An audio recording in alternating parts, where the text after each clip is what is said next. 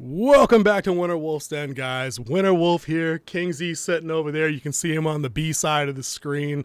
We're back in action this week. We're doing HBO Max's Last of Us, Ep.4. King Z, how's the road? Doing pretty good. I'm in the breakfast area of the hotel. We just had to move rooms and worked in 7 days a week. So yeah, lot of work. All right, we're about to get right into it. We're not wasting any time this week. Just wanted to say again, congratulations to the winner of our Hogwarts Legacy Contest, Joseph and Freak Turns. I hope you guys enjoy your games. Keep up with us. Let us know what's going on. If you're progressing in the game, if you like it, I'd really like some direct feedback before I start playing next week. And let's get right into it. Thanks for everyone. Yeah, let's thanks everyone for last week. Great participation in the chat or the comments. Lots of comments. Yeah, it was great. Lots of views. We appreciate it. Go ahead and subscribe if you're enjoying this, because this is only the beginning of where we are. Join the pack and let us run together. All right, so we're just going to jump into it, and we're going to have shots fired. And I'm doing the opening salvo this week because I got a question for him. I got a question for the Winter Wolf. Oh God, he's going to put the wolf's mouth on the spot. I can see it. Okay, all right. Okay. All right. So as we watch the beginning of The Last of Us, we see a awesome opening credit scene, just like of HBO standards. So my question to the Winter Wolf is, what are your top 5 show intros? Ooh. Oh, dude, I might not even be able to give you 5, but I'm going to go as rapid fire as I can, dude. Original Game of Thrones, definitely. Love the music. Okay. I love the layout of the cities and the map jumping. I'm with that 100%.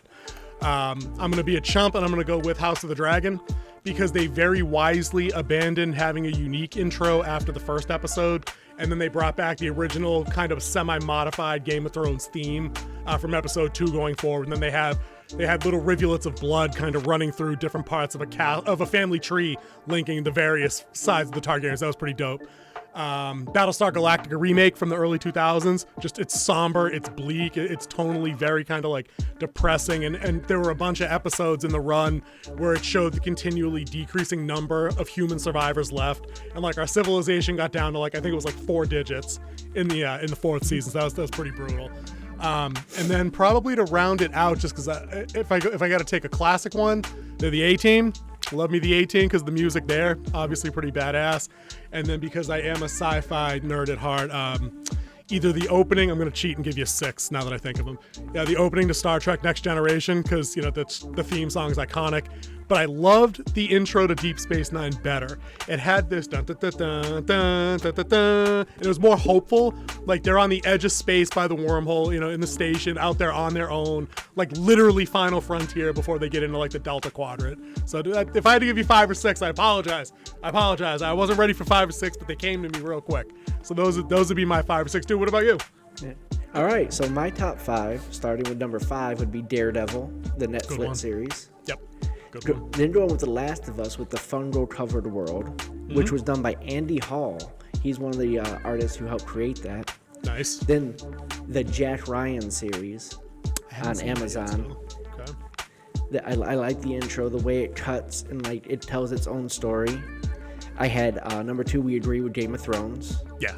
Like how it was unique for each episode and the music, and it really hit hard. And number 1, going with the same theme as Game of Thrones, the show Jericho. Was Jericho a Sci-Fi Channel show, King Z? Was that from back in the day on Sci-Fi Channel originally? I was over in England when it came out, so I don't know. And I bought I think I know the show. The series on DVD, but each episode entered with a different Morse code. And if you knew Morse code, you'd tell what the episode, and it had something to do with the episode. Very cool. So I thought that was unique. It was one of the first ones that actually did something like that. That's pretty nifty. I could vibe with that, definitely. So yeah, those are my top 5. I just wanted to go with the show intro type question today. Dude, good vibe. I think we're gonna do more of that as we go, though. We just kind of vary it up and get let people know what we're all about when we're actually consuming media. We're not just here bitching about things that aren't fun. Or complaining about off episodes and things like that. We actually do like stuff, because I liked most of the episodes of all 5 or 6 shows that I just mentioned. Even their crappy ones are pretty good by today's Disney Plus standards. So I'm happy with my selection. So I'll take that.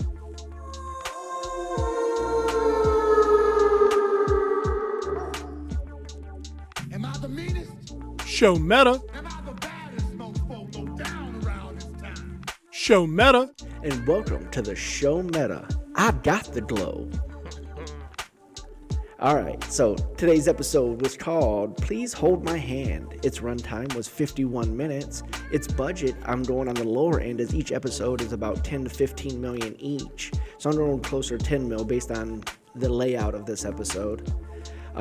This episode is after Joel and Ellie leave Bill and Frank's. They find the most deadliest thing out there. It's not infected, it's people. And now, Joel struggles to protect Ellie as they try to continue their trip to Wyoming. Jeremy Webb was the director of this one. Jeremy Webb is going to be directing 2 episodes, 4 and 5. Nice. He is a Emmy-nominated director. He's worked on shows such as Master of Sex, The Umbrella Academy, Downton Abbey, and The Punisher show on Netflix. Season 1 or season 2? I didn't look at the season. I just saw that he worked on that. There's a big distinction in quality there. And I believe the reason why they did use him for this is because of the heavier action scenes that's probably going to be in 4 and 5. We're going to talk about that. Mm-hmm. And also, our director of photography is Eden Bolter. He's also known for he's an episodic type director, same as our director.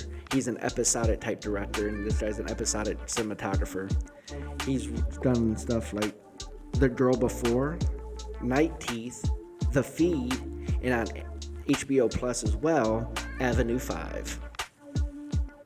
We got a all right, so Winter Wolf. Very qualified. That's the show meta. Thanks, dude. We're gonna jump right into assault mode.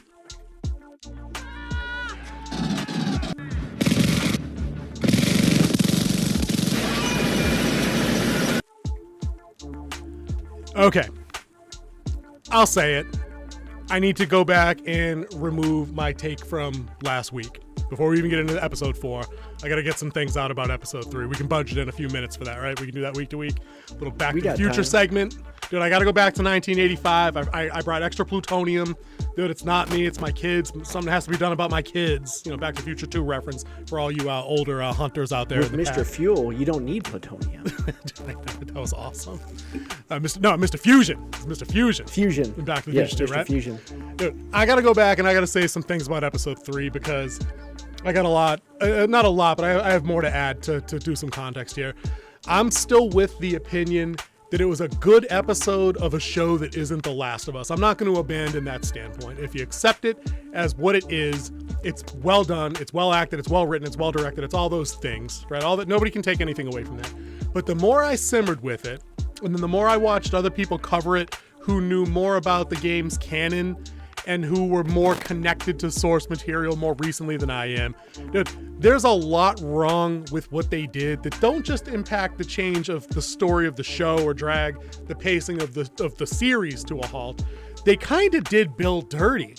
Man, I watched a couple of other channels that I follow regularly, as from Heel versus Babyface, Critical Drinker, Mauler, some of those guys that are connected in those kind of fandom menace circles, who I think all they have great shows. And they're usually on point with what I typically think of some of the genre stuff that we watch. As from Heel versus Babyface in particular, did a pretty good breakdown of everything wrong with the character work in episode 3. Not the least of which is that the relationship between Bill and Frank is completely not the way it is depicted in the show in the game. And the character of Frank is never seen in the game. So that's 100% in addition to that. But they very clearly indicate in the game that the letter that they find isn't actually a letter to Joel. It's the goodbye letter from Frank to Bill.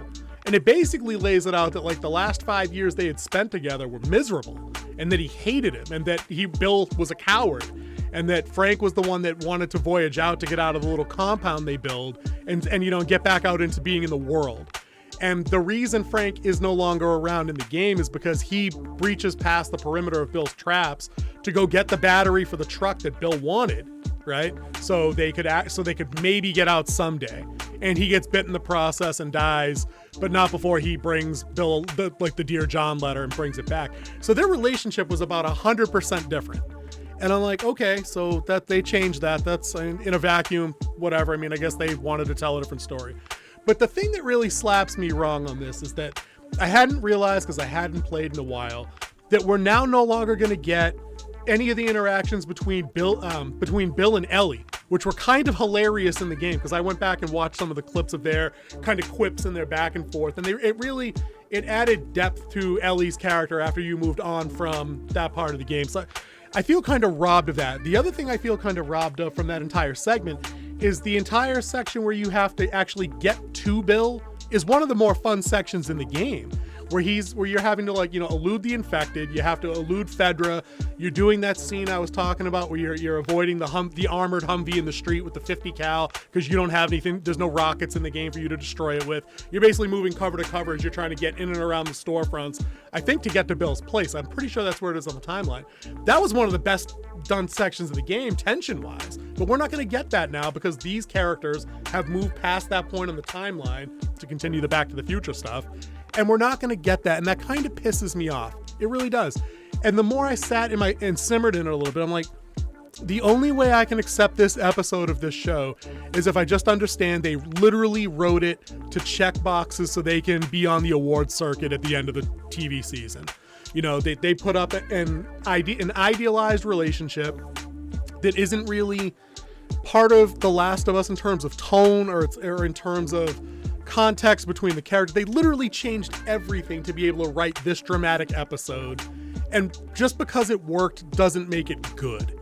It doesn't make it good for The Last of Us. It really doesn't. And I think to key on one of the points you made last week, it's not, again, I hate that we even have to say it. It's not because it's two dudes. And I think the internet actually kind of responded very well to that in the course of the last week, just in terms of reviews and criticism. I don't see a whole lot of blatant hate out there in fan circles because it was two guys. I think there were a lot of people scratching their heads like, the fuck was this for? Like even if we didn't know canon like other people know it, people were still confused of how that fit in to the larger narrative. Because you were absolutely right. If we cut out that entire hour in the middle, we can literally sandwich the Joel and Ellie parts, bookends, right down in the middle and just have a 15-minute episode because it accomplished nothing to move the plot forward. It's the Indiana Jones effect. Right. It literally, he could not have been there and shit would have been okay. You know what I mean? It would end up exactly the same way. Right. So, I mean, I just needed to get that little bit of rant out and just kind of revise my take from episode 3. I think it was a little too easy on it because I just wasn't, at heart, I like canon the way it is. And even if Druckmann authorized these changes to canon, I feel like he unnecessarily undid some of the better parts of it to promote an agenda of getting the show recognized on award circuits, for better or worse. And I feel like there was going to be enough drama that was noteworthy for this show to do well throughout the whole show that they probably still could have been nominated for some shit anyway. But I think the political climate we're in necessitated checking particular boxes to make the drama noteworthy enough to be recognized by, the circle jerk that is the Academy Awards or the Emmys or whoever does TV shows. I had to get that off my chest. I've been waiting all week to say that. So sorry if I sidetracked. It eliminates Neil Offerman from us for the rest of the series. Right, well, that's what I mean. That's what I mean. Like, the Bill character would have been good. It would have been good for the show. He's a talented dude. People like him. And the interactions with Bella Ramsey, who incidentally I have things to say about her for this episode, those would have been good. Those would have been good things. And I feel like we've been deprived of it. But you know what? If the show's going to derail their progress, I can derail my own show and talk however I want, I guess. It's whatever. So now we're going to do assault. What my brother pointed out was what are the odds of actually finding another guy in your trap after like half the population died? What are the odds? Dude, I mean, you want to talk odds? What are the odds that your quaint little New England town that's right off of Route 2 remain unmolested by anybody for 20 effing years, except for, a group of 3 bandits with nothing better to do and completely incapable of raiding your compound, despite the fact that you're shooting at them with almost the dumbest armament you could have used from the middle of the road. That's the ongoing hilarity of that episode that I've seen online, or all the wannabe survivalists nuts, the wannabe like Delta soldiers and guys like us that are like, why was he shooting from the street? Well, my mother would have known better than to do that, and she hates guns. Like, come on, my mom knows. Mama Wolf knows. But yeah, so I'm gonna end the sidetrack and the sidebar and the derail. Assault mode, episode 4, dude. Right off the rip, we're back. We're back to The Last of Us. This episode is quintessential Last of Us. There's 70, guys, I got multiple pages of stuff. We're going to rip through them all as we usually do. This was a much shorter episode because I think they wasted so much fucking time last week. What's our runtime here adjusted for credits? 42 minutes, something like that? It's quick. If you minus credits, it's like 43 minutes. That's what I'm saying. This was a fast one. It opens. We're not going to do the scene by scene breakdown, but I'm just saying, it opens with interesting work with Bella Ramsey's Ella. She's going over the gun she took from Bill and Frank's house. She's checking the magazine, checking her grip, checking the slide. She's kind of taxi driver flexing in the bathroom mirror a little bit. Joel still doesn't know she has the piece, but it was interesting. They're doing interesting little things as we start off. If you actually catch on, and we find out about later that she actually knew what she was doing. She dropped the clip. She cleared the chamber before doing a test. Good finger discipline. On dry fire. Yep. Noticed all those little things.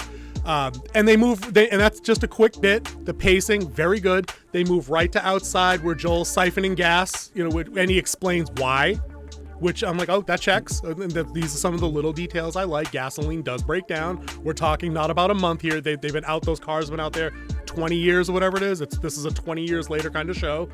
They have their little ripping on each other where he tries to explain how siphoning works and he kind of fumbles and she's like, it's because you don't know.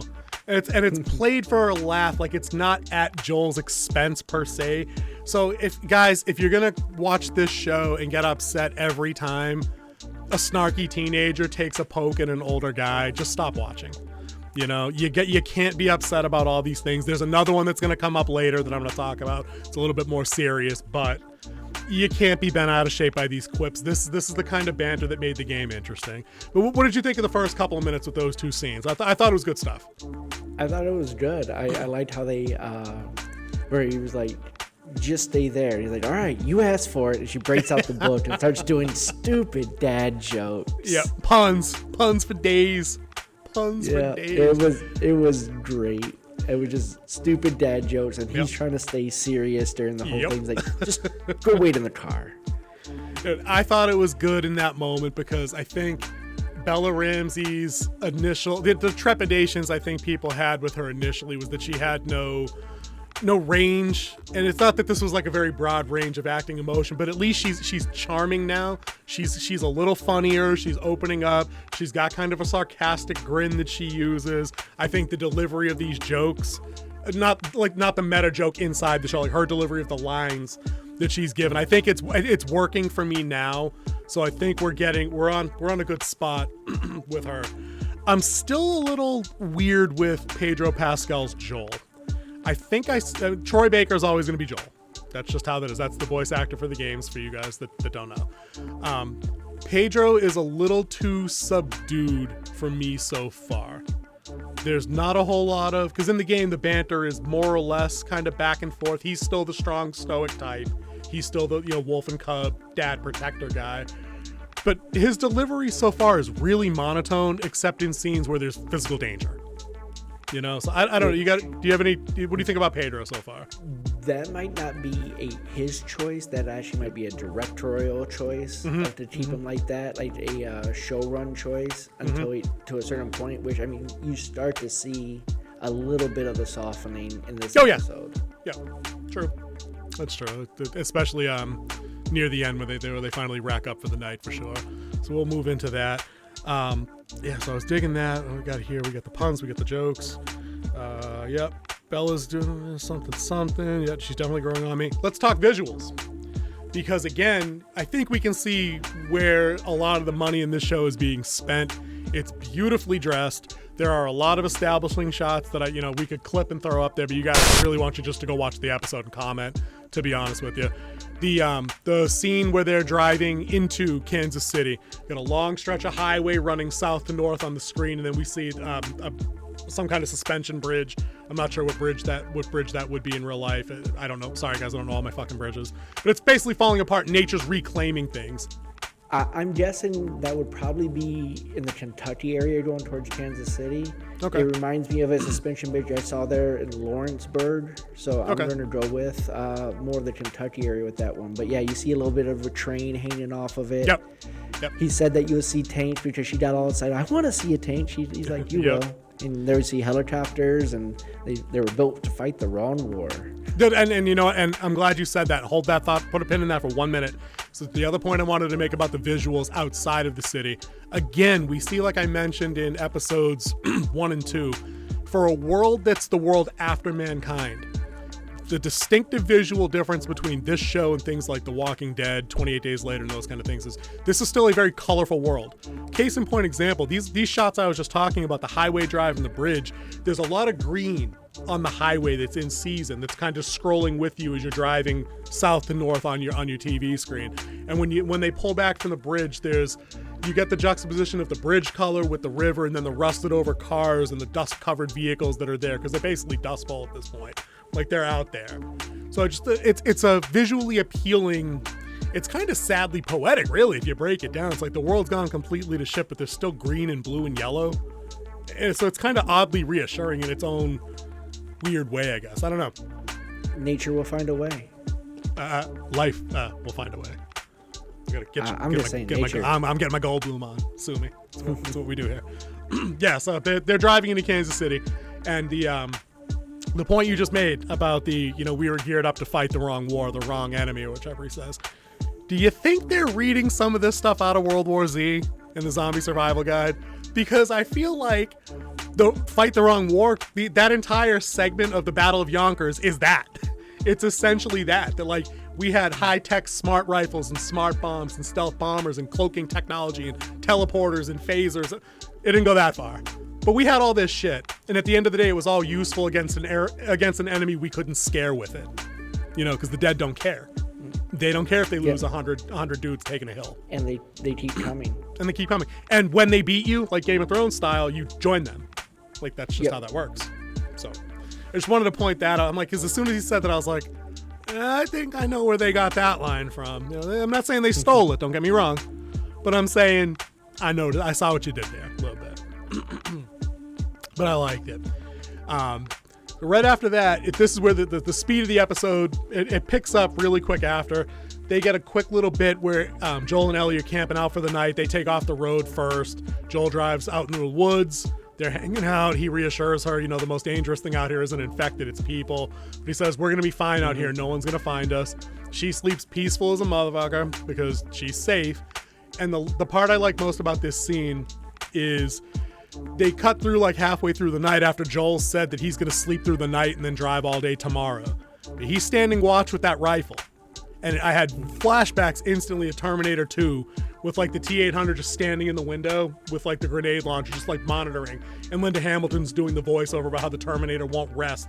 It'll never hit my son. It'll never get drunk and yell at him. He'll just always be on watch. And I'm like, okay, I'm in. Dad and Cub, like this is that part. He's standing watching it literally against the dark.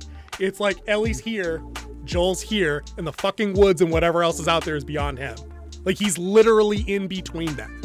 And I'm like, I don't know if that's heavy-handed, but it gave me the chivalry ruse right there. It just did. And then with their classic music throughout this, you see the Hank Williams Jr. earlier. Yep. One of the good ones would have been a Tom Petty, I Won't Back Down. Yep. Even though Tom Petty gave the rights to that song to George Strait after George Strait did it. Oh, I didn't know that. Yep, he said it's your song now. Cool. It definitely fit the tone of what's going on. That whole driving sequence after she found, it's like a meta joke in the show. She finds a Hank Williams cassette. They play it, but we hear it also, and also they're hearing it at the same time. But it's basically about it's about everything having gone to shit, and it looks that way. They're driving past wreckages of cars and just the same burned out, abandoned cars on the highway. I made a note down here that like I don't care if that visual is a cliche at this point in like post-apocalyptic shit. You put me in a helicopter looking down on cars abandoned on the side of the roads that are like burned out, doors open. It's tense. It just is, because it's not supposed to be like that. So no. I like that vibe. They can always include that. It's basically a necessary save the cat beat for me. It just is. I need that visual. Like, I think that works. The rest of the camping scene, they had their little joke in the morning about coffee. It was kind of quick. They get in the car, they're on the road. And this is where the pacing picks up and just jams the gas on. No pun, absolutely no pun intended, for the rest of the episode, which I thought was as good as they've gotten so far. They've got a lot of stuff that comes conceptually right out of the game, which is cool. Like they get into Kansas City, they're kind of funneled into like an off ramp that's going to go under a tunnel. But of course, some dickhead wrecked a semi truck in front of the tunnel. So Joel's got to kind of get out. He's looking underneath it, and it's a straight shot. You can see daylight on the other side. Just the damn big rig is just blocking the way. Right? Yeah. So you're thinking, okay, is this going to be like the classic tunnel sequence we get in these things? Are we going to drive around? And then he opts for the drive around. Okay. And then all hell breaks loose. I'll let you take over so I can finish off this can of chemical poison here. So they do the drive around, and then he has to do some evasive maneuvers and stuff like that. And why he's like, eyes on the map, and she's like, I can't tell. He's like, don't look at the state map, look at the insert. And she's like, this is my second day in our car. That was good. So that was a good line. Yeah. So yeah. So just to paint the bigger picture real quick, when King C says they're driving around, they've literally driven off the highway and kind of gone like overland to get into Kansas City, and they're now, when we see them again, taking random lefts and rights on city streets through like downtown Kansas City. Like they're in the the heart of the city. And when you think about post-apocalyptic cities, you're going to have debris, you're going to have cars, you're going to have tanks, police cars, all just laid out everywhere. You're going to have parts of buildings falling over because nature is taking back over, and it's going to break the molding of buildings. It's going to fall over. Now, including there's probably was heavy looting and stuff like that going on. People trying to get out of there, get something, and then people who stayed behind trying to get food. And of course, we see a old Fedra QZ there in the background, and it's like wide open, no people there. So there were people here before, and now there isn't, which makes you start thinking, the wheels clicking, something is wrong with this city. And that's when we meet the most dangerous thing in the world. And it did not take long. Like when King C says it didn't take long to meet the most dangerous game, it's literally 5 seconds after they stop and realize, because Ellie points it out, she's like, stop the truck. And they see off their wing the gateway to the quarantine, to the Kansas City quarantine zone. It's wide open. Flags are tattered and fucking blowing. There's obviously no official presence here. There's no guards on towers. There's no trucks. There's no checkpoint. Just like gates blown. Here we go. And then this scene coming up, like the kickoff to the scene, irked me a little bit the wrong way, because I feel like this is something that we get too much in these kind of shows. It's fairly, you'd think it'd be something that would happen, so I mean I let it slide, but they go with the whole, the wounded guy walks into the road begging for help, and it makes the player make the moral decision at this moment. Do you help the stranger, or do you run him over? Do you drive around? Kind of thing. Ellie, of course, wants to stop because she's naive. Joel knows better. They get in the evasive action thing, and somebody fires a cinder block off the catwalk of the next building up, crashes into their windshield, and then Joel just goes ham on the wheel. They hit some spike tread, which kind of sucked. That's actually what did them in. I think it was the spikes that got him, threw him off balance, and he ended up wrecking the vehicle. We're not doing we need help. We're doing we need help. Yep. Dude, we need help. Yep. Now, I was hoping he hit that one guy, but he didn't. And I was like, okay, so we're shying away from the violence. But business picks up really quickly after that, because this whole part, I think, sets up what we were talking about, mini arcs before. And I think this is where this is coming into play. It's very clear that we're probably going to get 2, maybe 3 episodes out of the characters that are introduced here.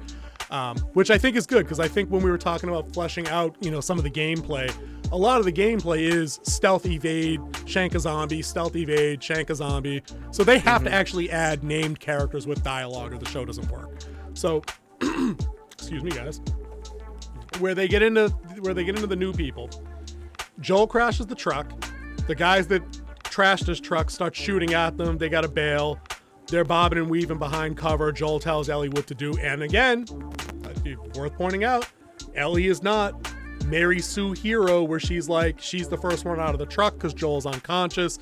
She takes her gun and she guns down 6 dudes with no training. No. She's a scared kid. He tells her, dude, through the wall, stay over there, let me do my thing. Joel does his thing, gets one of the guys, he kind of baits the second guy to come in, and then he gets him at close range, but a third guy jumps him. All right? Yeah. So, go ahead, dude, you got something, go ahead. So you can see a theme throughout the whole thing of her yelling at him to get his attention. Yeah. And that plays into this gunfight here, which we talked about later in a scene coming up roughly right after this. Yep. There's a couple, actually, because the bedtime scene at the end actually calls back to that, too. But so, yeah, Kingsy's, Ellie's calling. Continually for Joel at different points of the episode. He's not hearing her, and that'll come up a little bit later. So Joel gets into the scuffle with this third guy.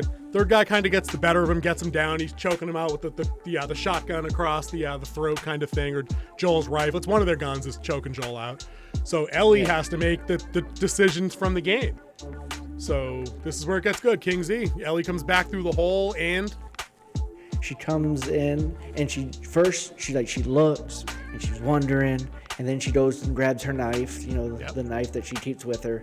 Then she looks at her bat and her eyes light up. So she goes in for what's in there, because we've seen it earlier, and we the old if it's introduced in the first act, it's trying to play a role in the third act. Yep. And she comes out, she pulls it, and she tiptoes up to be quiet while Joe's still struggling to breathe, and then takes a shot. Yep. So but Ellie it wasn't a killing blow. Now see, I'm glad you mentioned that because you walked me right into it real easy. Now, Ellie has this dude dead to rights from behind. You get that, guys? From behind. She's probably 3 feet away and somehow manages to only wound the guy she shoots. And I get it's for dramatic purpose. And they talked about it later as well in this episode. The bedtime scene at the end wraps up a lot of things. Yeah. But she has, from someone who fires weapons consistently, her form with the gun is weak. Yeah. Her Fedra-sponsored grip training, no bueno. No, not even close. So, Ellie shoots the guy. Oh, go ahead. Do your thing. I was saying, at least she didn't turn it sideways. Oh, dude, honestly.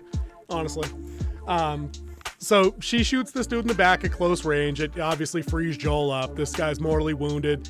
It turns out he's kind of he's younger than he looks. Which I thought that was kind of important. He's not exactly her age, but he's not much older, I would say. Like early 20s. I think 16 to 18. I'll say 16. Okay, all right. So he is, and I'm sure he was supposed to be somebody that looked more like her than him and Joel looked comparatively. Yeah. So he's bleeding, and all of a sudden he's on bargain mode because it's his ass. You know what I mean? It's his ass. He's given up the knives. He's like, oh, we can trade with you. We're friends. We didn't know. I'll go home and tell everybody we're cool. My mother's right around the corner. Can you just get me to her and this and that? We can go our separate ways. And basically, Joel he takes Ellie's gun, orders her back through the hole, and the guy who's wounded knows this is now officially his ass. He is now done because the soft person is no longer in the equation, even though it's the person that shot him. It's his ass, and he knows it.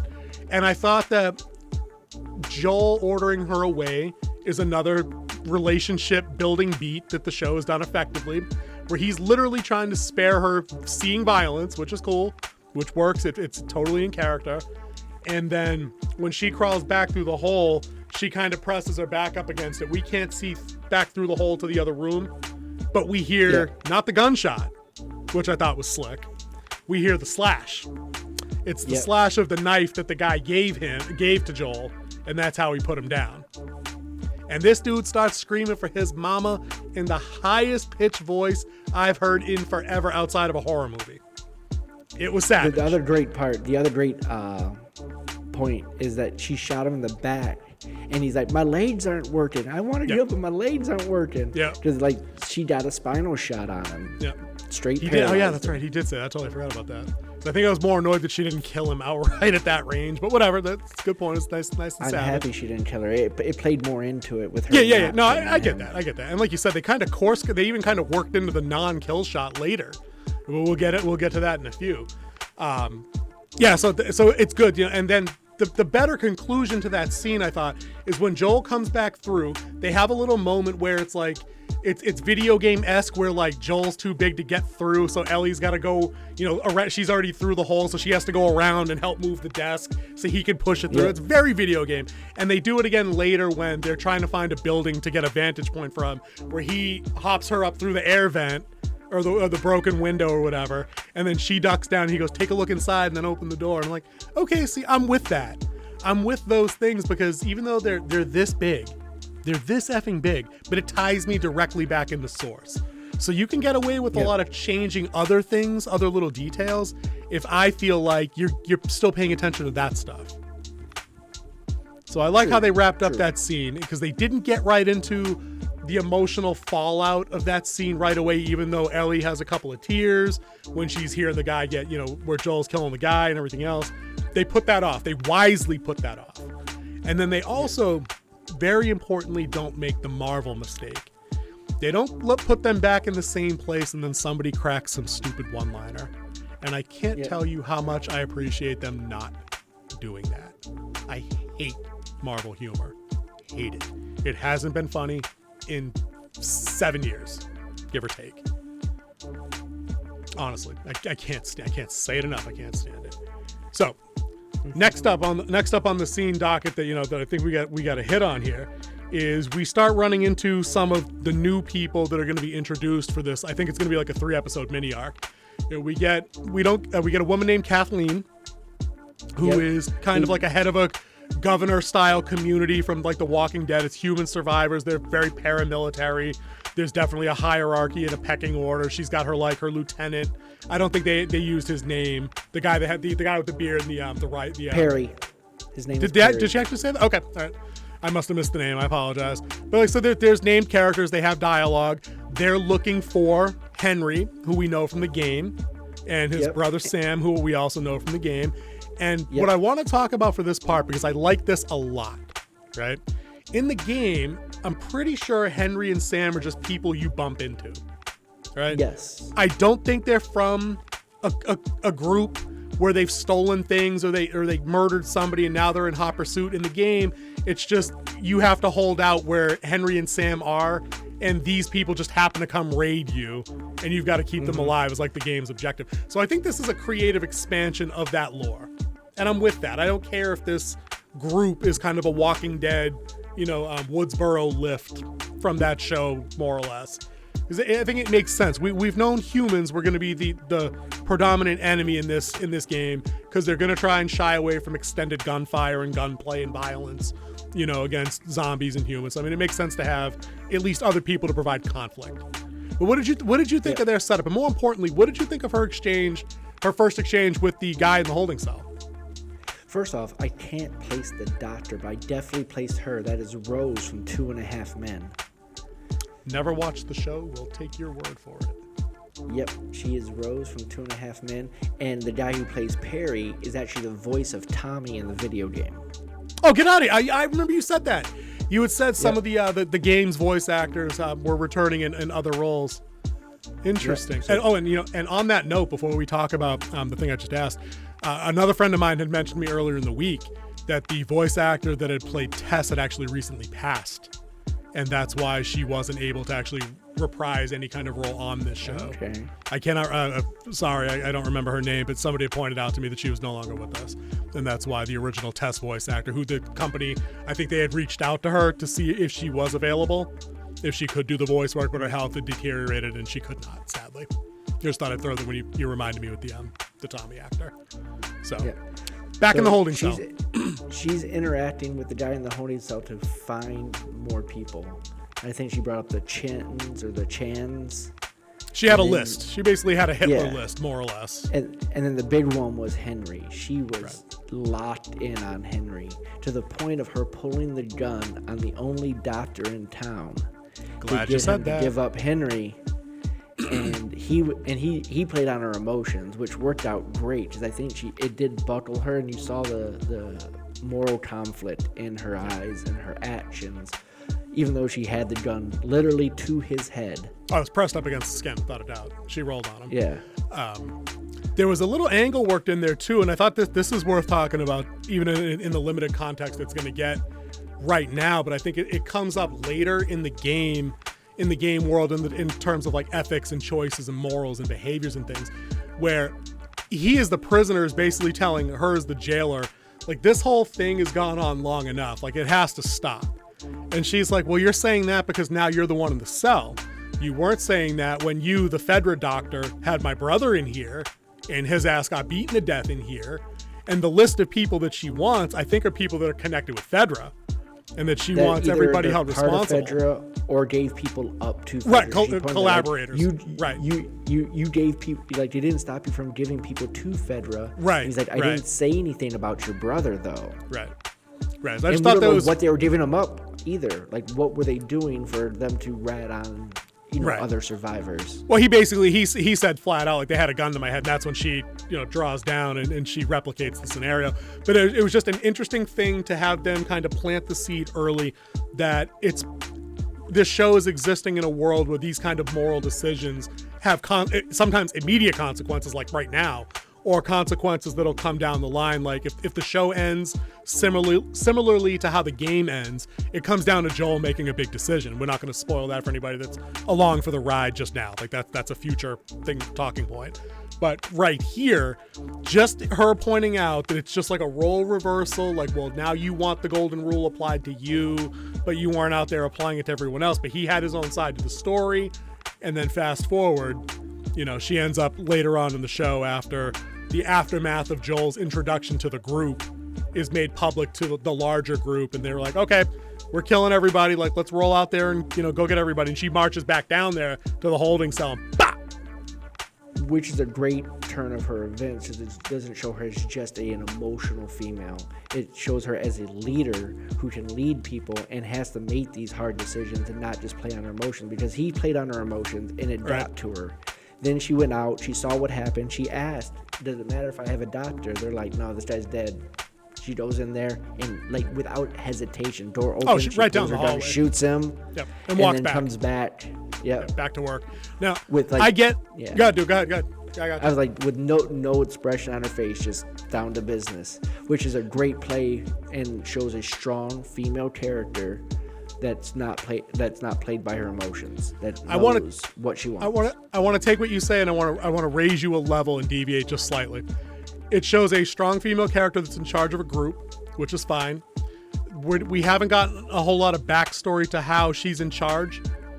I'd like to see that fleshed out, because otherwise, in these kind of situations, we need to look no further than actual real world situations. Women typically don't graduate to those positions of power in these kind of, like, just look anywhere in the third world. It's just, sadly, there's not a whole lot of people where, like, survival is on the line, and there's like a very well-defined pecking order, I think, to survival of the fittest, and it generally doesn't work out like a first world kind of everybody's equal kind of thing, and it's all sad, right? The other issue I have with her being in charge of that group, she's decisive, people listen to her, they obey her commands. It doesn't make her a good leader, though, because in that situation, doctors are a commodity. And even though this guy told you some shit you didn't want to hear, there's no graduating class coming out of Harvard Medical in the fall or in the spring. You might not have wanted to shoot that guy. You might wanted to have shot one of his friends or his wife or his son. You probably should have kept alive the medical professional, even though he couldn't save that one wounded guy. I was like, no, that's not who you shoot. You just don't do it. It's not like retraining a new cashier. Sorry, cashiers, we love you guys. I did that for a long time. Going back to what I just said about not being driven by emotion, I might be wrong on that, because it might be 100% locked on emotion because it's locked on her brother, the people who betrayed Right. her brother, and how he's protecting one person that betrayed her brother, who got him beat and put to death. That's why she's so obsessed with Henry. Everything is locked on. Oh, Henry's doing this. Henry has a radio. He radioed these mercenaries in. It's everything. That was an everything interesting you see spot. that's wrong is Henry. Yeah, I think she has a Henry superiority complex or something, because she seems really worried about this dude who, when we meet him, looks like he's about 17, 18 years old. Meanwhile, she's in charge of a community they look pretty well equipped. Let's talk about the community for a second. They have body armor. They have automatic weapons. They seem well fed. They're very well organized. They have working vehicles. They have tactical gear. They apparently have been trained on, searching. I don't know what's the technical term for kicking down a door and like sweeping a home. You know what I mean? Like there's Door to door. Whichever you want to call it, whatever the vernacular is. I haven't done it, wouldn't know. So yeah, what do you think of the community? They don't have a name yet. I'm just calling them the community. I think they are the people who overthrew Fedra and then took their equipment. Oh, they were driving Fedra trucks that they had spray painted over it. If you notice, it said "We the People" on the side of one of them. So you may be right. It might have been an anti-government group, the kind of militia group or something that did that. Plus, they're flaunting their how much money or resources they have because they're driving those trucks like they got plenty of gas. See, I thought of that too. When she gives the order to go sweep the city and round everybody up, it's like that scene from Too Fast, Too Furious, where like the gates open and like 90 cars just come rolling. Not even cars, like diesel trucks, like trucks, pickups, heavy vehicles, transport vehicles. Even there were a few of them. They just go storming out of base, and I'm like, they're not out of gas yet, really? Like, is there a tanker truck that they just haven't tapped yet at all? I don't know. I'll tell you. But they seem like they're well supplied. I think this plays into why this is a worthy expansion of the game's ongoing story. A formidable opponent is something Joel needs in this show, because in the game, it's not the kind of game where you go mission to mission, ranking up, and then like killing a harder boss. So like he needs somebody to butt heads with or obstacles to overcome. So I think when we talk about you're a big fan of the 3-episode mini arc. I think that based on how this episode ended, we'll get there, guys. Be patient. I know we're going.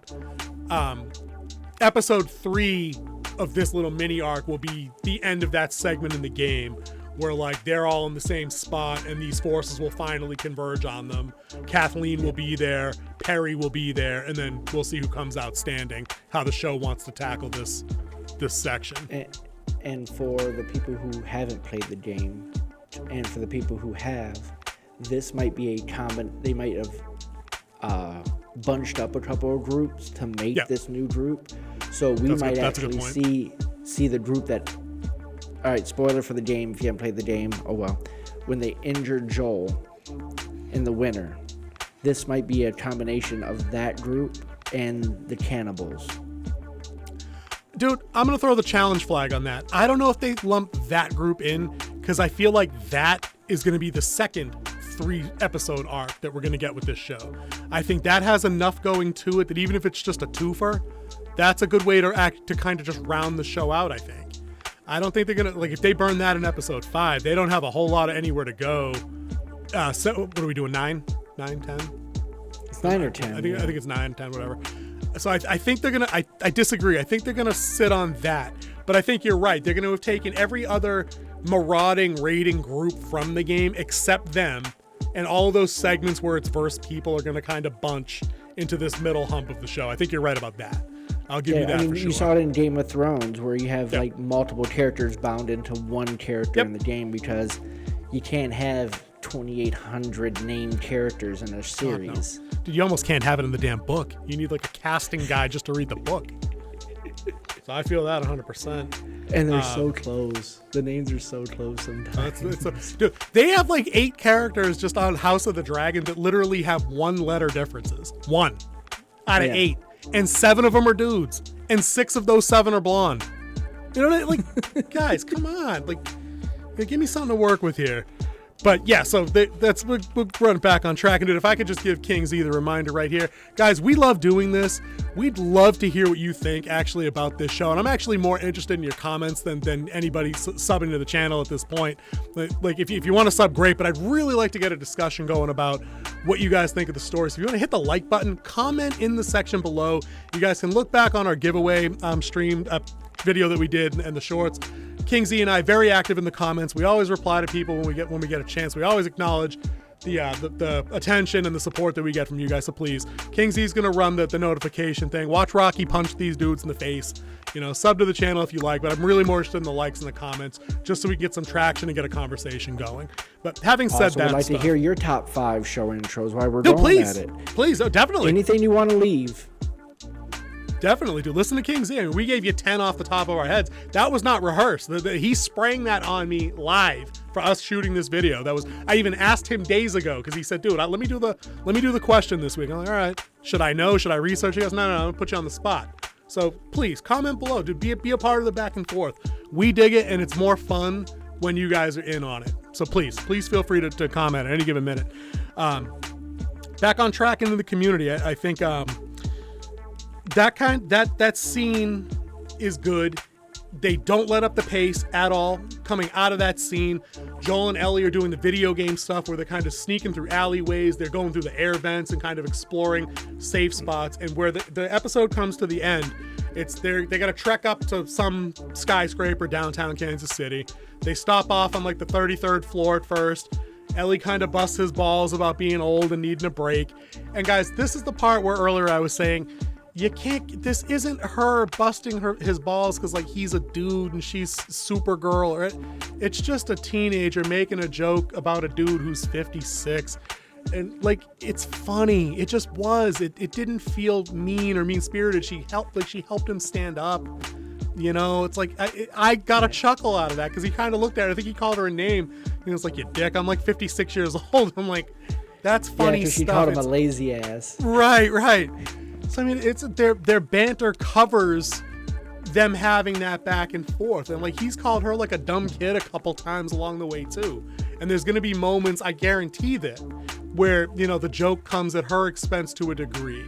It's like you can't get upset about that kind of stuff. It's just not the vibe I'm getting from the show writing like they're trying to put him down. I just don't see it.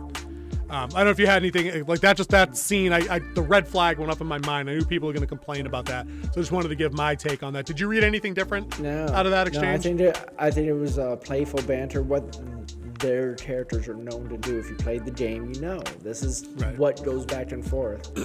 And you've always seen it with the older, younger. The younger always tries to make fun of the older, and then the old guy has the wise track back, and then sooner or later too in that situation, like. The advantages of youth with like energy and stamina and no knee pain eventually give way, and the wily veteran knows the thing that saves the day, like that the young kid doesn't know because the times have changed and that technology is no longer the thing, or just knowledge about a field or a hobby or a discipline is the thing that carries the day. And I think we're gonna get we get a little bit of it later when they do the gun thing. I see it in real life. I'm in my mid-40s. I run with a lot of young kids doing this delivery game, and I show them things that they're like, "Oh, I didn't even think about doing it that way." I'm like, "That's because you're young and dumb." Right. Let me show you how the old and wise do it. We do that all the time, like when we do the bedside nursing thing and just like the inpatient setting. It's like, yeah, dude, there are new grad nurses that I don't want to try and keep up with them like a sprint. But your dumb ass doesn't know how to pace yourself for a 12-hour day, boss. Like trust and believe. Like I know how to triage some shit that I got to triage, and know a couple of old school skills that they don't teach you in school anymore because it's not best practice. But it's the thing that's gonna not get your patient dead. So there's stuff like that. So I think we're getting up on the hour mark, so we're gonna wrap things up. With the assault mode went kind of sick. We're just gonna finish up the episode talk real quick. So they get upstairs. Joel's setting up a little place for them to nest down for the night. They're gonna check out the vantage around the city to find the quickest way out of Dodge. Oh wait, does that work? Dodge City, Kansas City. I think I made a pun of my own there. I think I might have just done that. So he's sprinkling down the glass in front of the door. And Ellie calls him Joel. He sprinkles some glass. Joel. And she sprinkles a little bit more, Joel. And then she finally yells his name. And what it does here, guys, is it calls back to what Kingsley was talking about earlier on, is that Ellie's noticed that Joel has a hearing issue out of his right side. And that unless she's calling him loud, he's not picking up on audio cues. And that's how the end of the episode ends. But, it's also how they got jumped earlier on, or how he got jumped during the shootout. So they chat that out. Yep, go ahead. Yeah, and he was like, is it because you got shot? And he was like, it's more like from me shooting. So if you want to keep your hearing, you should stick to that knife thing of yours. Yeah. And he said that seriously. I didn't play that. I didn't read that like that was him. I didn't think that part was banter. I thought that actually was a little bit of stiff, like stern life advice, because he wasn't smiling during that. It was on point. The line was good. But I think that was like a harsh reminder that this isn't a game for either of us. Like, we made it out of this so far. Yeah, I also believe it was part of him not wanting to talk about how he got shot and his ear got damaged. True. Good point. It was a diversion tactic. That's a really good point, dude. I'm digging that. Quick sidetrack back, because this whole chat right here kind of reminded me of something I just wanted to talk about. We got a mention of them earlier on, because this is about their evolving relationship, this whole show. Earlier on in the truck before it gets wrecked, they're talking about reasons to go on. And Joel's talking about the general hopelessness in the world. And, my brother was an idealist and wanted to go save the world, join the Fireflies, join the army, but like none of it ever works. So we just survive and we get by for family. And then she says, I'm not family. And he goes, no, you're cargo. Cargo. Tess was family. So I'm like, okay, so for all the banter so far, the lines are still very well delineated, I think, in terms of how he feels about her. She's not quite adopted daughter yet, And I think that started to change when they got to Kansas City. Yep. Because the gunfight and then her coming in to save him. She saved him. And then him teaching her how to properly hold a gun. And then him getting quipped back on her joke is like the Scarecrow won an award. Why? It's like because he stood because he's above outstanding the rest. in his field. Yeah, he's outstanding in his field. That's it. I thought that was pretty funny, but I do the dad joke thing myself from time to time. My significant other hates it. She is not a fan of the dad joke. But again, so the episode almost wraps up on a really light note like that, where he's acquiesced. He's given now, before they even get up there, he's given her the pistol back. He's checked the slide, he's checked the magazine. He's like, show me your grip. And like, he's very like, this is instructional mode now. Finger off the trigger. You know what I mean? Who taught you that grip? Oh, Fedra did. That explains why it's wrong. You raise up your left hand, you're pulling down to the right. And then I had these, like when I got my concealed weapons permit, the instructors did the exact same thing. They were like, hold it how you want. And I did. And he grabbed the top and he shook it down, and I'm all over the place, and I'm got 80 pounds on this guy, but he threw my hand all over the place. But the minute the second hand comes up and the thumbs are in the proper position, when they grab the slide and they try and shake it, she's a set 20-year-old girl, or however old she is in real life, like acting or not, like it's a more stable grip on a firearm. It's just how it is. It's also that it can't be snatched out of her hand either, which he was showing. Like, you can't take this from you when you have two hands on it. It's like a football. When you run through a bunch of people, you put two hands on the ball. Mm-hmm. We should have run that clip from the program where the ball gets loose in the classroom and everybody's diving all over all the desks and shit. We should probably run that. I wish I'd thought of that earlier, because I was thinking about this particular scene with the firearm training. Not that it was training, it was just a brief instructional. But then again, he imposes limits. She goes to put it in the waistband like she's some straight cowboy gangster, and he's like, no. Put it in your bag. Put it in the pack. You're gonna shoot your ass off. So that's him cracking back on her for being young and stupid. But he's given her power. He's given her agency because she earned it, and he knows it. And then set her left and right limits. You can't be pissy about it, because in the game, they save each other constantly. It's a back and forth. It's symbiotic. It's how they survive the world. So please, it's not Mary Sue came to the rescue and shot the attacker, and she defeated the patriarch. Stop. Just stop. Just watch the show. Get upset when episode 3 happens, because it just derails what we're doing. But you can't be pissed that Ellie shot somebody and saved Joel. Go play the game, or just say that you don't like it. That's where I'm at with that. So that's it for the Joel and Ellie show, except for the very last final scene, which introduces us to the magic characters that are going to be the focal points, I think, of the next 2 episodes. So they're sleeping soundly, and then Joel kind of wakes up to the sound of his name, because if you'll note, he's sleeping on his right. I think he's sleeping on his right ear. No, he's sleeping on his left ear, and so that's how they get the right ear's up, so the bad side's up. When Joel comes to, they're close on Ellie's face, but when they pull it back a little bit, she's hands up. There's a gun over her shoulder behind her. And then when Joel looks over to him and his vision comes into focus, he's literally staring down the barrel of a second gun, and a little kid just kind of gives him the, and then they fade out to black. So the only other major point from this episode is we cut back to the people, Perry and Kathleen. Oh, dude, thank you. And I forgot about that. And we learn a little bit more about Henry, because they go up into the attic and they see that they have food, and then they see the colorings of the superhero thing. Yep. So that now you know that Henry has someone younger with him. Now there's 2 of them. There's Henry and Sam, because she even says he won't let Sam starve. Yep. But then they go into the bottom basement, and we get the intro to the new BBG that's probably going to be at the end of this. And I think that now that I think of it, now that you reminded me of that, so they'll probably change how they resolve the whole Henry and Sam segment, with it being some kind of monster reveal from that. Because basically what we see in the episode, guys, if you've watched it, is Kathleen and Perry are kind of investigating like a sub-storage basement in a building. And I wouldn't be surprised if it's not the building that everybody's already in, just on top. That'd be kind of hilarious, because it's a big enough building that it could be, just based on them walking through to where the last scene for them wraps up. But there's like a floor in the sub basement. It's kind of rippled down, like it's collapsed underneath, like old Gears of War style, like when the locusts come up Emergence Day.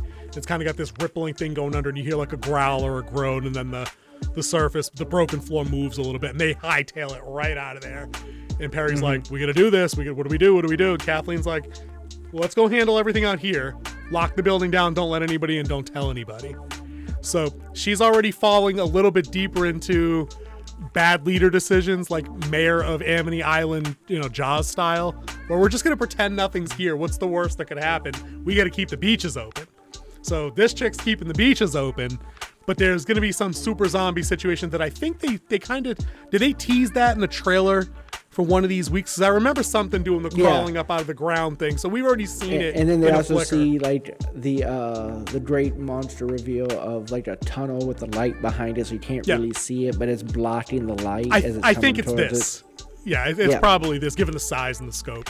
So Which dude, thank you for for Phase 3 fungal dude. Was that in the game? Dude, I really should have played this. We had plenty of time. I should have played this. I honestly don't remember that. Damn it. All right, maybe I'll try and get a quick playthrough in before we get into the second half of the season, because I really want to be on top of that. Your Phase 1 is your standard infected. Your Phase 2 are the clickers, and then your Phase 3, I think they call them the bloated. I remember bloaters, but I didn't think that was the thing that was crawling out of the ground. I thought the bloaters were more the Left 4 Dead thing, that if you shoot them, they explode, or they can throw up on you or whatever. The only other one was, there's one in the second game that's even stronger than the 3 phase ones they had in the original game. Have they mentioned bloaters in this one by name yet? Was that something said in the background, like when Joel and Tess were talking? It was actually, they're rumored at this point in the game. Like, you saw like descriptions of them like in the background and area in the game, but they didn't actually bring it by name. And then they're like, when they first see one, they're like, "What is that?" Oh, but they're definitely in the first game, for real? Yeah, there is one. Oh, okay. I'll take your word for it. It's extremely hard to kill in the game. I'll take your word for it then. So maybe you're right. It may be that then, but I think that they're gonna.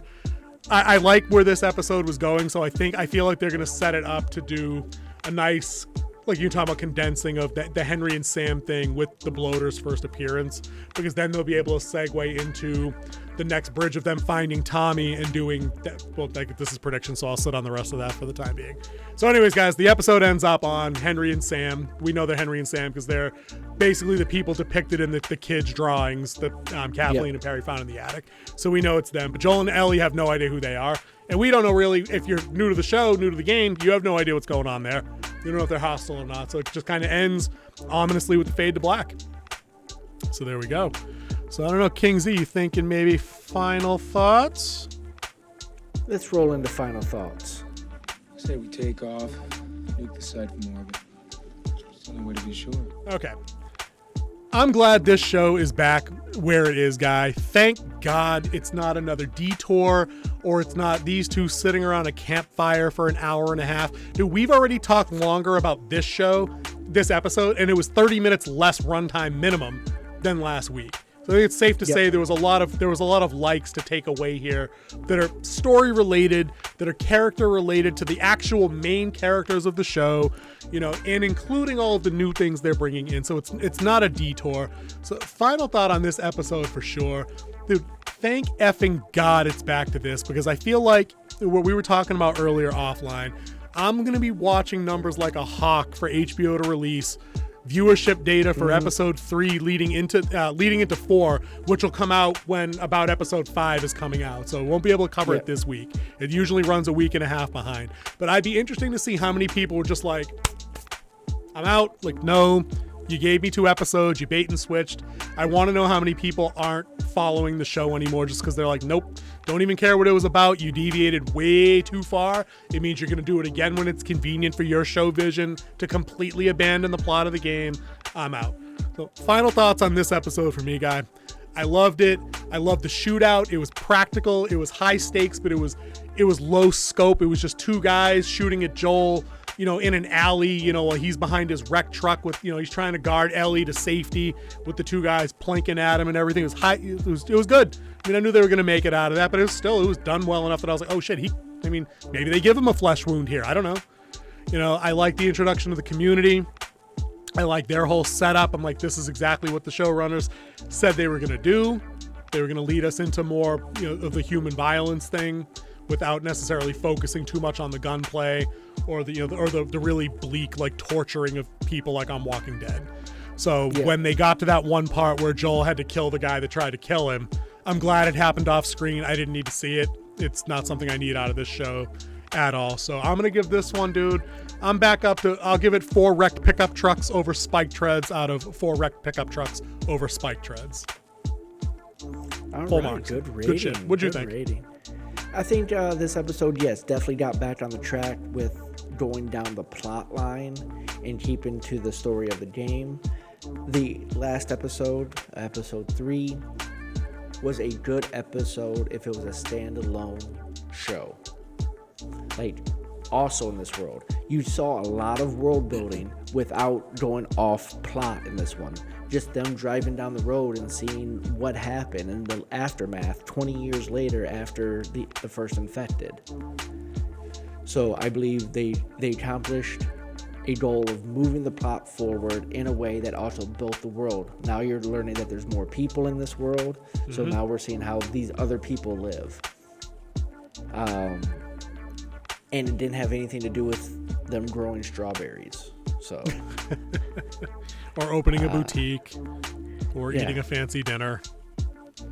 Yeah, I think I saw the best thing that episode 3 did for me is made me hungry. I wanted a steak after that, because I mean, man, steak and a good glass of wine. Yeah, dude, for sure. Dude, give it a rating, dude. Pick something funny. Giving a rating, it's gonna be Welcome Back, Connor. There it is. Welcome back. Welcome back. Welcome back. There it is. There's nobody watching this video that's going to get that reference, dude. If you got that reference, please, again, comment that, because King Z is a little older than I am, but that's a deep throwback. That's like a Montana Back to Pass throwback. That's how you're going back. That show was on TV when that Hank Williams cassette came out, I think. Fact. Yep. So, dude, what else do we got to do here? That was final thoughts. We can cut it there. We good? We doing an outro? Just close it out now. Yeah. Okay. I already did the Rocky thing once. I already just said like and comment on the music thing we were just talking about, so I'm not going to do that again. All right, I'll just read us out and do the generic stuff. Was there anything else we missed on the show that you wanted to touch on? I'm glad you did the monster mention, because that totally slipped my mind, and that was in my notes too.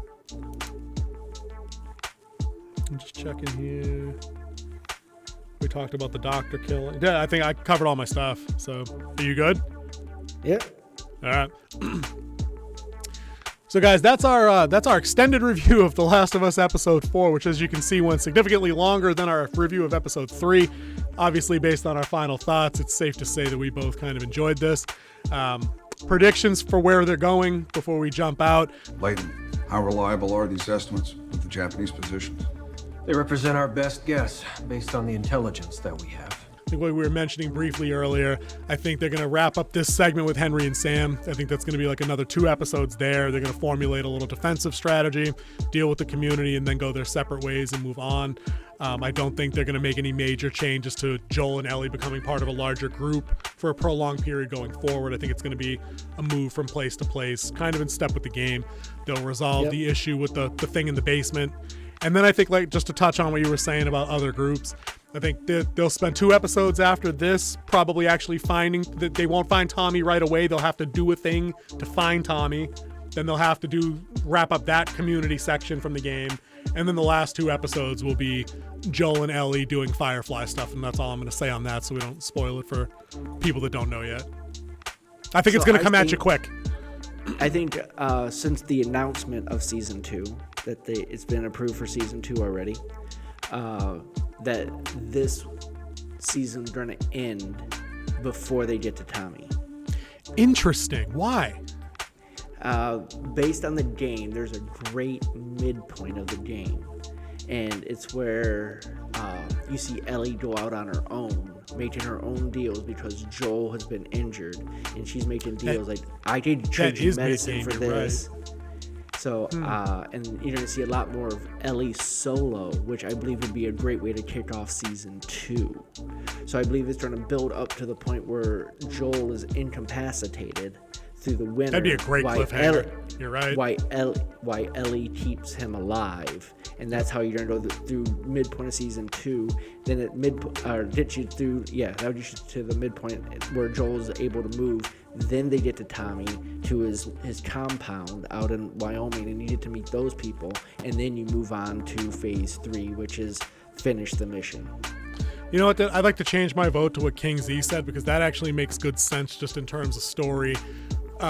When you take into consideration how the divisive nature of The Last of Us 2 in terms of fan response, I think this show is going to maintain viewership as long as it can, the farther it stays away from The Last of Us 2, unfortunately. I think that there's enough people still jaded by the treatment of certain characters in that game that won't stick around for a season that involves that cast of characters versus this cast of characters. So I think that that's going to be a logical.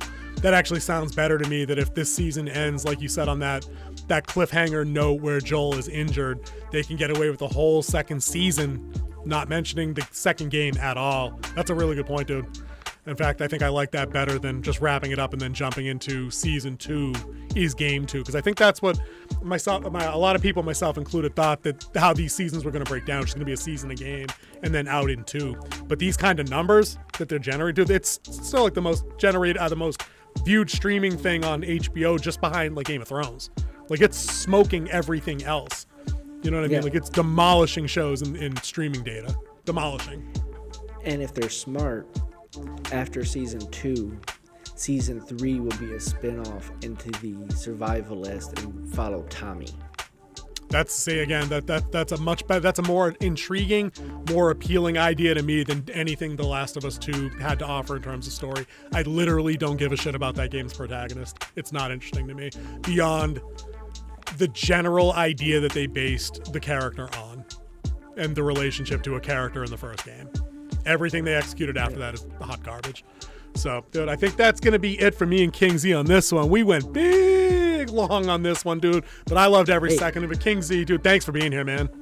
Oh, not a problem. And if you stuck with us this long, then you need to go ahead and hit that subscribe button, hit that notification bell, leave us a comment, and yeah, you've been with us this long. Keep it going.